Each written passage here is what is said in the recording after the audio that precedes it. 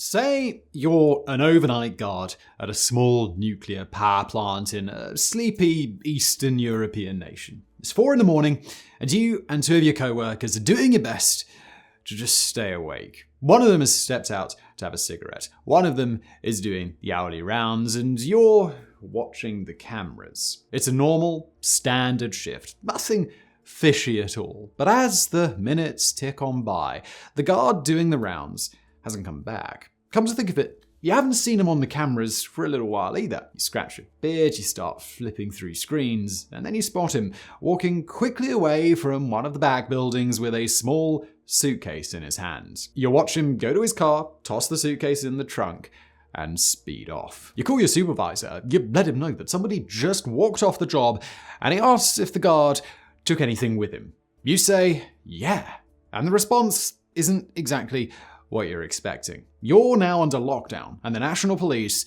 are going to be right over. As he explains, you realize that your co-worker may have just stolen nuclear materials, and now he and it is in the wind. In a post-Cold War era, we don't often think of the enduring threats of nuclear proliferation around the world, and if we do, it's typically in relation to the threat of individual nations. North Korea, Iran, the rage that simmers between India and Pakistan. We'd like to imagine the world's nuclear materials as high-tech, secure, and well-guarded, with a careful accounting of every gram of radioactive material. Unfortunately, though, as we've seen on this channel many times, the truth is not always quite so simple. After the fall of the Soviet Union, radioactive material has been smuggled and trafficked at an alarming rate. From terrorists to mobsters to sub-state actors, there are a lot of people who want to get their hands on the stuff for a wide range of reasons. Even more troubling, there are a lot of people who are more than happy to provide it, who have the means, the methods,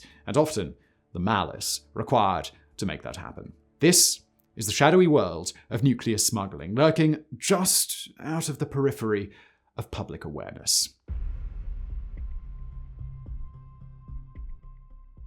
Nuclear trafficking has been around for as long as people have understood the lethal potential of radioactive material. But in order to understand what the problem looks like in the modern day, we've got to go all the way back to 1991. The Soviet Union was one of the world's 2 superpowers at the time, and when it came to crashing down, it crashed hard. Unrest across the Union led to individual nations declaring sovereignty and splitting off. And during that time, several of those nations found themselves in possession of all kinds of radioactive material. Uranium and plutonium in power plants, storage, and even warheads, as well as several other isotopes, cesium-137, cobalt-60, polonium-210, etc., that pose significant danger when used as dirty bombs. This became a very real problem almost immediately, with the German Federal Intelligence Service, the unpronounceable German word, keeping a record of over 500 concerning incidents between 1992 and 1996. That includes thefts, offers, threats, and all manner of other verbs that you really don't want associated with illicit radioactive material. The International Atomic Energy Agency, the IAEA, identified 132 confirmed instances of international nuclear smuggling in roughly that same time. That doesn't include instances when nuclear material was trafficked within a single country from government sources to local criminals, for example. The German Federal Criminal Police has a record of a staggering 84 instances of seizure of nuclear materials and nearly 600 instances in which an apparently genuine offer was made by a buyer to a seller who had expressed interest in getting their hands on something radioactive. Thankfully, only 14 of those scenarios involved the highly enriched uranium and plutonium used to make nuclear bombs. But for something so dangerous, well, 14 is still a really big number. And where was all this material coming from? The short answer is theft. A lot of theft, both from inside Russia and from several other Eastern Bloc states. Research institutes, weapons plants, submarine bases, and enrichment facilities reported hundreds of incidents brought on by a shift both within Russia and the newly independent surrounding nations to a weak government structure that became overrun by corruption and organized crime. With deteriorating economic conditions in the area, many people turned to stealing from nearby facilities to obtain nuclear materials that they expected would sell for massive sums, even though they had little idea of what it actually was or how to keep themselves safe while handling it.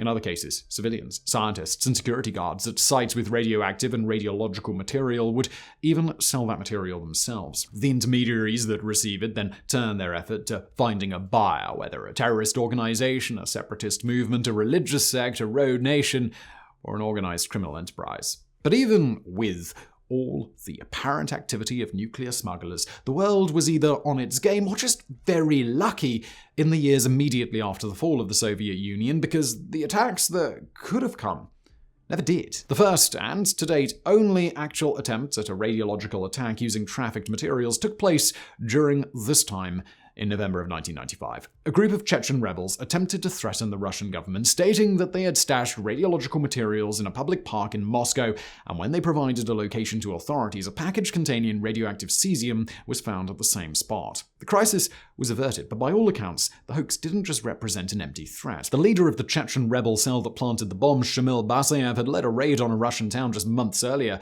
in which dozens were killed. The rebels who planted the package, they were never found, and Basayev went on to orchestrate a number of other deadly attacks in Russia before his eventual death. Eventually, the rest of the world got the message that radioactive materials trafficking was out of control in the former Eastern Bloc, and foreign governments got to work helping to lock down known routes of international smuggling in the region. But far away from Moscow, past the Black and Caspian Seas, a second nuclear smuggling network had already been well established for a decade before 1991, headed by a brilliant and shadowy rogue scientist, A.Q. Khan. Abdul Qadir Khan was a nuclear physicist and engineer who had joined the budding Pakistani nuclear program in December 1974 as part of an effort to respond to India's new nuclear capability. He got his start by stealing advanced centrifuge designs from a Dutch uranium enrichment consortium, as well as full knowledge of their supply chain. And by the mid-1980s, he stood at the helm of a full-scale uranium enrichment operation that was all his own. In order to supply Pakistan with the materials it needed in order to build such a program, Khan had long since established an underground global supply network, and when other ambitious nations came calling, Khan was the man for the job. In the early days, Khan and the Pakistani government worked together, providing design specifications and a list of suppliers to Iran, and then openly selling their services as nuclear weapons experts, including one brochure that even featured a picture of a mushroom cloud. The work continued for Khan as he began to travel to more and more nations in attempts to satisfy their wildest nuclear dreams. He offered enrichment and design technology to Iraq, made appearances in a half-dozen African nations, and continued to expand his supply network. Eventually, Khan was less a traveling sales agent than an atomic library of Alexandria, with all the resources, designs, and illicit supply networks a potential nuclear power could ever want. His web stretched from Britain to the Netherlands, from Switzerland to Germany, from Dubai to Malaysia to South Korea and beyond. Khan's nuclear intelligence gave support to South Africa's successful nuclear program and stroked the massive, dangerous ego of Muammar Gaddafi as the dictator tried his hand at building his own bomb. Perhaps most significant about Khan's efforts were the chess game he played for decades with international law enforcement, often threatened but always elusive enough to avoid a final checkmate. When the United States and France stopped him from getting his hands on plutonium, he rung up North Korea. When export restrictions went into place on dedicated nuclear technology, Khan went to the component suppliers himself and assembled what he needed. When export bans were expanded to include dual-use nuclear items, those that can be used for either civilian or weapons programs, Khan built an entire mini-economy to carry out production his way. As Mohammed El-Baradei, former Director General of the IAEA, once put it, quote, "Nuclear components designed in one country could be manufactured in another, shipped to a third, assembled in a fourth, and designated for eventual turnkey use in a fifth." Of course, all things must come to an end one way or another, and by the late 1990s, the international dragnet was beginning to tighten around A.Q. Khan. Over the next several years, Pakistan was forced to remove Khan from his position, and with increased concern that Khan may have been supplying WMD intelligence to terrorists and non-state actors like Al-Qaeda, the efforts to finally stop him picked up speed. In 2004, his entire network was exposed, and he was placed under house arrest. Though he was released 5 years later and remained a national hero until his death in October 2021, there is no evidence to suggest that his work to spread nuclear weapons technology ever continued afterward. To this day, Khan's smuggling network was a one-of-the-kind effort, and not in a good way. From the network's sophistication to the ability of non-state actors to easily acquire nuclear equipment to the attempt to sell an entire beginning-to-end nuclear program to Libya, the sheer scope and depth of all Khan achieved was a chilling reminder to international experts that nuclear technology could and would move through the world basically unchecked. The dissolution of the network led to the establishment of a number of new non-proliferation resolutions and initiatives, but also to a supply vacuum for goods that, by then, were very much in demand. As the new millennium began and the global security environment began to shift toward fears of terrorism and rogue nations in a single superpower era, the underground nuclear market moved to accommodate it. New buyers, new sellers, new thieves, and new intermediaries all worked together to shift the landscape of nuclear smuggling, perhaps none quite as prominently as one Osama bin Laden. Well before the 9/11 attacks, Al-Qaeda had expressed interest in creating an improvised nuclear device, making inquiries to obtain uranium in Sudan as early as 1993. The uranium, which had been enriched in South Africa, eventually made it into Al-Qaeda's hands, and according to a defector, it was found to be genuine, although nothing more ever came of it. Al-Qaeda operatives had made their way to Russia and southern Africa, hunting radioactive material by 1996, and 2 years later, a merger with the Egyptian Islamic Jihad movement incorporated a much greater degree of WMD-related technical knowledge into the group. Al-Qaeda representatives even went so far as to make contact with the AQ Khan network, although they were turned away for unknown reasons. After the attack on the Twin Towers and the Pentagon, Al-Qaeda became much less secretive about their nuclear ambitions. Osama bin Laden made claims that Al-Qaeda already possessed nuclear weapons, and his second-in-command, Ayman al-Zawahiri, detailed that they had purchased suitcase bombs from disgruntled Soviet-era scientists. Although, in hindsight, these statements were almost certainly a bluff. Later, in 2001, an associate would provide substantiating evidence that Al-Qaeda had a nuclear weapons development project, and this was confirmed by 9/11 architect Khalid Sheikh Mohammed in 2003. That same year, an Armenian citizen was found with 170 grams of highly enriched uranium in a known smuggling hub on the Georgian border, which was said to be part of a larger stockpile pending sale to a shadowy Middle Eastern customer. Al-Qaeda's nuclear ambitions are known to have extended for several years afterwards, and American cables released via WikiLeaks suggest that the group eventually did have what they needed to construct dirty bombs, although any direct confirmation of this is ultimately still a mystery. With the group still active around the world, the possibility remains that they maintain access to radiological materials. But of course, the potential for nuclear terrorism doesn't stop with Al-Qaeda, and Islamic State has proven to be just as dangerous in the 2010s. Between 2010 and 2015, United States and Moldovan authorities intercepted several attempts to sell radioactive materials to terrorists, but one in February 2015 was particularly troubling. A smuggler had been seeking a buyer from the Islamic State specifically, and was offering enough cesium to give several city blocks worth of people radiation poisoning. Islamic State had, by that time, already shown its willingness to utilize chemical weapons, giving world governments and media organizations plenty of reason to believe that they'd be just as happy to deploy radiological ones. Then, in March 2016, news broke that extremists had secretly monitored a top Belgian nuclear scientist, some of the same extremists that had later become suspects in the Paris attacks. Another international case took place in 2015, again in Moldova, when a nuclear smuggler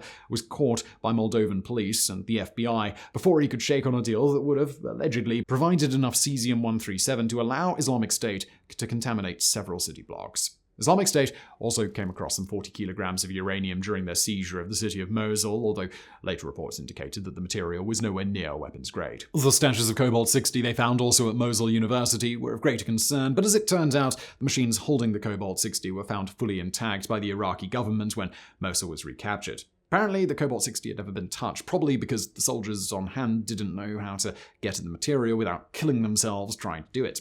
Criminals outside of terrorist organizations have targeted radioactive materials too. South Africa's Pelondaba Reactor, the country's primary nuclear research center and the location where its bomb program was largely carried out, has been a victim of multiple incidents. In 1994, over 100 barrels of enriched uranium waste were stolen, many of which were never found. In 2007, 2 teams of armed attackers passed through multiple layers of security, including a 10,000-volt electric fence, and spent 45 minutes essentially alone inside the facility. The attackers were later driven off by a fireman and a watch officer who were able to call for help. An independent investigation found that the raid was likely targeting nuclear explosives and had been conducted by skilled attackers with inside knowledge of the facility. Though it failed, the attackers still had gained a remarkable level of access to the facility and could have caused much, much more damage than they actually did. Finally, although access to radioactive material had become more and more restricted by the mid-2000s, international smuggling efforts still existed outside of AQ Khan's umbrella.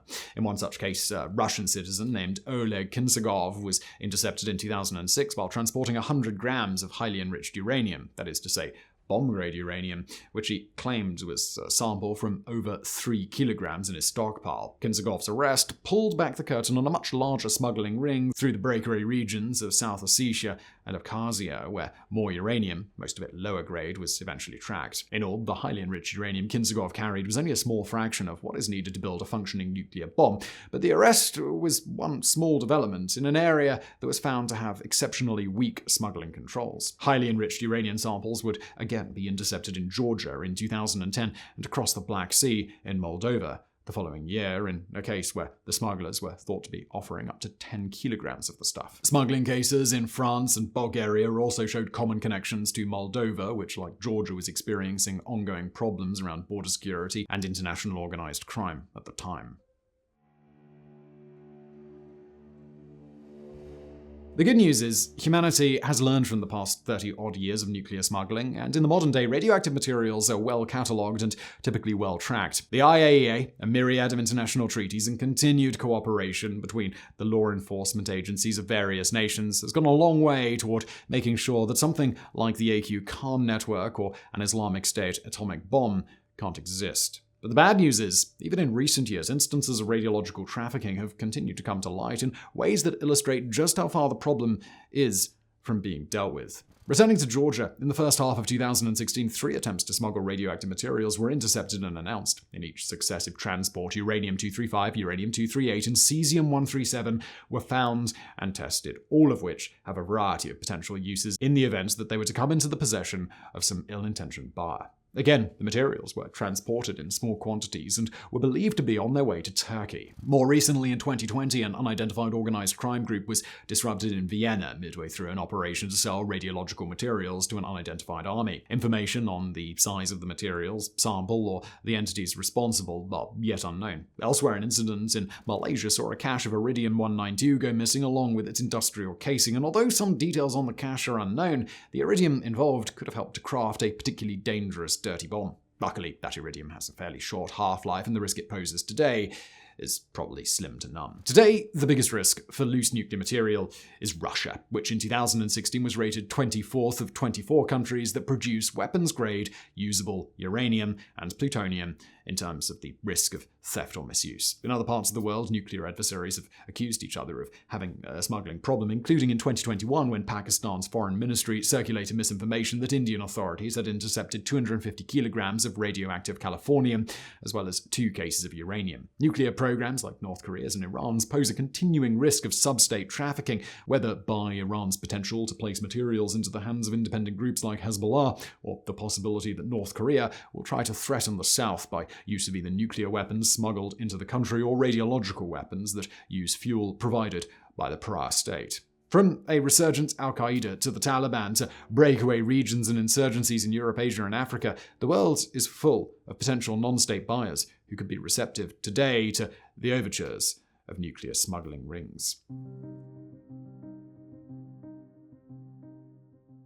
It bears repeating that most instances of international radioactive material smuggling have not involved the transport of bomb-grade nuclear fuel, and that which has typically only involved very small amounts. For other radioactive material, the threat of a dirty bomb is more of societal fear and panic over radioactive contamination than any potential to destroy city blocks or fatally erode whole neighborhoods. As far as we know, terrorist organizations have never successfully built and deployed a nuclear or radiological weapon, and with lessons learned after AQ Khan, the chances of a sub-state actor secretly spreading nuclear knowledge and materials around the world are much lower than they were as the Cold War drew to a close. Ranked on the basis of impact, nuclear smuggling doesn't even have a place in a discussion on what has caused the most harm to the world after 1991. But at the same time, the threat nuclear smuggling poses is much the same that nuclear proliferation poses in general, is quiet. It simmers mostly below the surface of public awareness, defined by a long series of small mistakes and near misses. It is, for all intents and purposes, harmless until it's not. When misused in the right way, radioactive and nuclear materials become weapons of mass destruction. By understanding the frequency and scope of smuggling incidents that we do know about, we begin to understand what may go on under the surface that we don't know about. The war against nuclear smuggling will continue to happen quietly, in the nighttime, on back roads and sleepy border checkpoints in areas of the world you or I would never think to check. And it is a war that, even now, the world simply must win.